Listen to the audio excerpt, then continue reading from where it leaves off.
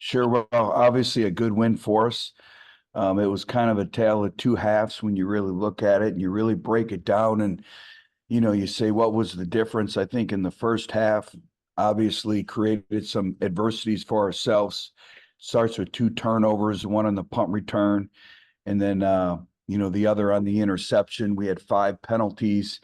Two of those penalties were holding penalties that negated some very big momentum plays. And, so you really look at the penalty yardage.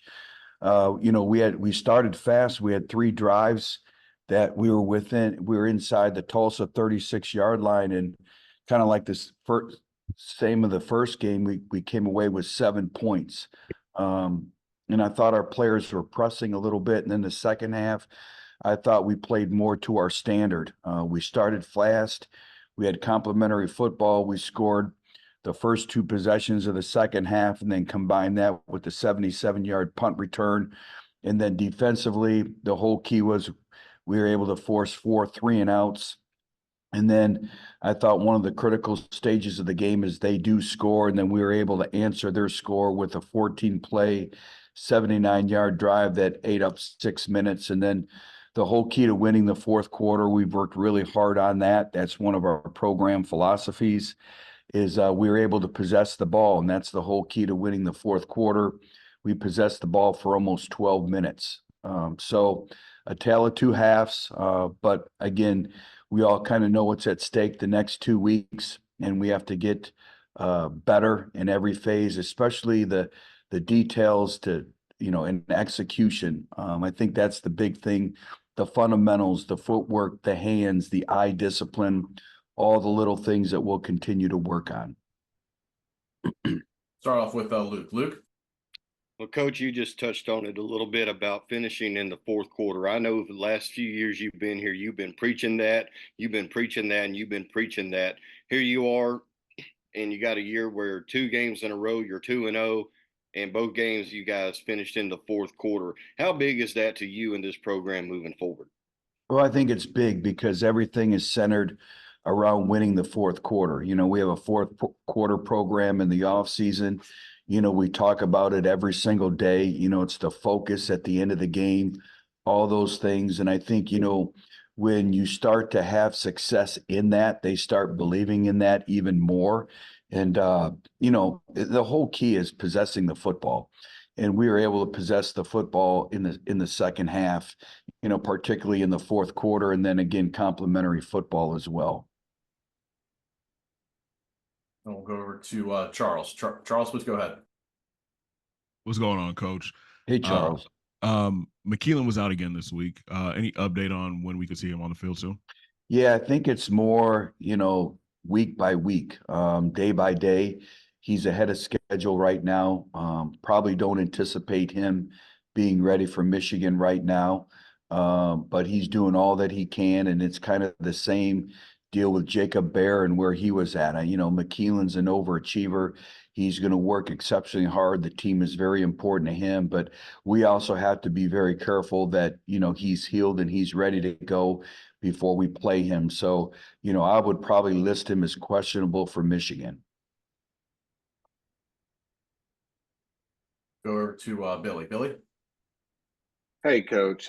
Just wanted to give you an opportunity to kind of talk about Jalen's performance that you've seen so far this season, and really kind of a step out performance this past weekend. Yeah, I thought Jalen really took some positive steps in moving forward, and I think Jalen kind of fits the criteria of a lot of players on our team of not just being a year older, but a year better. And I thought Jalen managed the game very well. He made good decisions with the football. I thought he was more accurate this week, and I think for Jalen, the biggest thing is making the routine plays routinely. It's like layups. And I thought he completed the deep ball. I thought, the deep ball down our sideline to Adam, that was off of a corner blitz. Those guys were on the same page. They did a great job. Jalen was actually hot, in the protection scheme, and he delivered the football. And I thought, for Jalen, I think the whole key is his pocket mechanics and his footwork and throwing with his feet. I thought he was a little more steadier in the pocket. He was able to set his feet. And I think that's a byproduct of stability in the pocket and being able to have 2.7 seconds to throw the football within that pocket. So, a lot of times how the quarterback plays is a byproduct of everyone around him. But I did think, he made some big plays with his legs. He made some instinctful plays. I thought he played physical. I thought he played tough. And for the most part, he took care of the football as well. I got time for one more from Charles. Charles? Along the same lines, Coach, Justin Parks had a big game this week, 12 tackles and an incredible forced fumble on the goal line. Just talk about the impact he's having on the defense. Well, you kind of make me light up because that forced fumble is something that we practice all the time.